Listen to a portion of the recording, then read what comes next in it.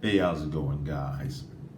So when I was about 12 or 13 years old, I uh, I had gotten out of wrestling practice. I remember, I was getting off the bus in front of my grandmother's house, and I actually needed to cross the street. So I'm getting off the bus, and I remember seeing the flashing lights from the bus, and I saw the double yellow lines, and I step into the street, and bam, knocked out. Uh, Woke up on the ground about a house or two down. I felt the blood running out of my mouth. I'd broken the tibia and the fibula in my leg. So I was in some pretty bad shape. All the skin over here was gone. Swole up, could barely, had to speak out the corner of my mouth. And so, in any case, I go to the hospital. They take me to the hospital, and I was in the hospital for quite some time. And when it came time for me to come out of the hospital, I couldn't go home because my mom had to work. And so, and I had to have tutoring, and I really needed some care for, 24/7 at that particular time period. So I ended up staying down at my grandmother's house. And now where I got hit was actually in front of my grandmother's house, the street that was in front of my grandmother's house. And we lived about 2 blocks from there. So, in any case, I finally get to the point where I'm healthy enough after months of rehab and everything else. I'm healthy enough to go home. Now, I still had a cast up to my hip, and I was still on crutches at this time. So I'm excited because I'm ready to go home. I've been down there for months, and even though they had allowed me to, I was actually sleeping in the living room. They had a bed. Excuse me, the dining room. There was a bed in the dining room they had set up for me, so I was sleeping in there. But I was ready to go home. So the first time comes down and go home. I get out, get into the car. I'm like laying across the side because, like I said, I was actually in a stiff cast up to my hip. And so we go home, and that was just awesome. I mean, I was just felt so good to be home. And then we went back down there for something else, and then it came time to go home again. And I remember we stepped out, and my mom is walking, and I look over at her, and I'm like, "What's she doing?" Like, I said, "Mom, how we getting home?" And she says, "We're walking." Like I said, we're only two blocks away.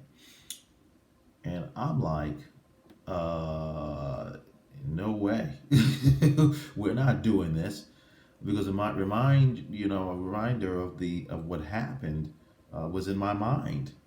I was still thinking about when I got hit. So I was like, we're not going home unless we get in the car. And my mom said, no, we're walking. Oh man. So anyway, we get to the corner, and I'm just standing there. And let me tell you something, my heart was racing. I felt like it was going to come out of my chest. What's funny is this was a very busy street, but on that day, for whatever particular reason, there were no cars at that time coming up and down the street. But my heart is just pounding, and I am terrified. Palms sweating, sweat trickling down the back of my neck, and I didn't want to step out there.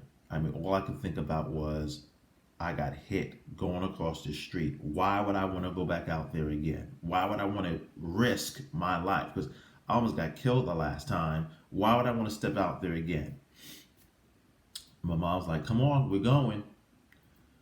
And man, I'm like shaking.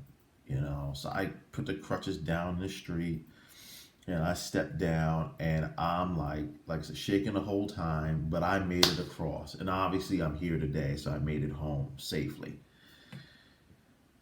But I had to do it again.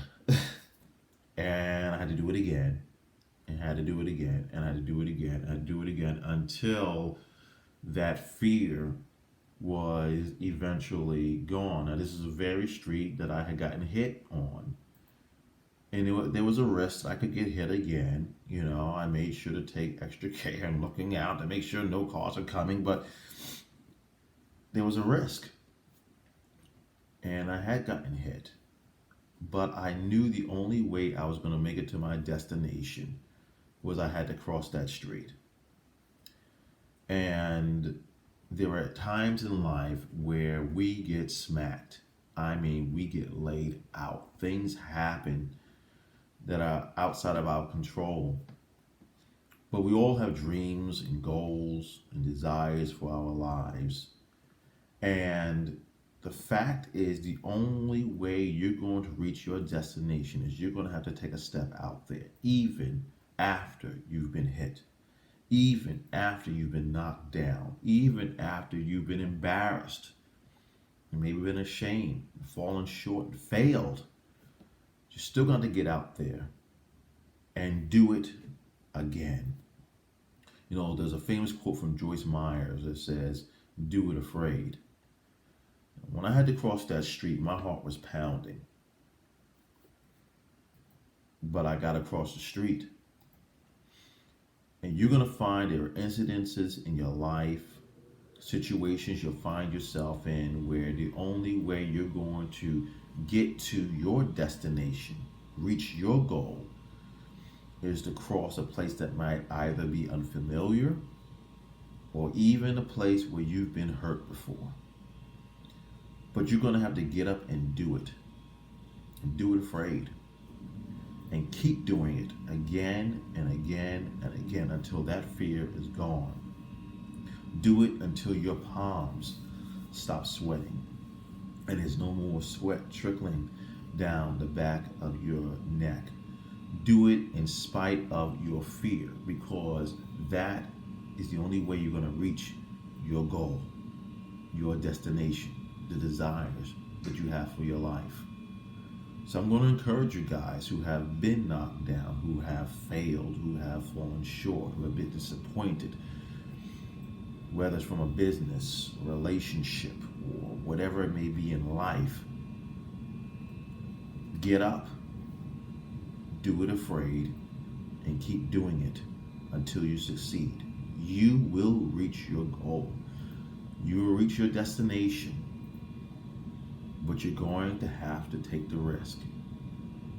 And at the end, it's always worthwhile to make it home. You guys have an absolutely wonderful day, and I look forward to speaking with you again soon.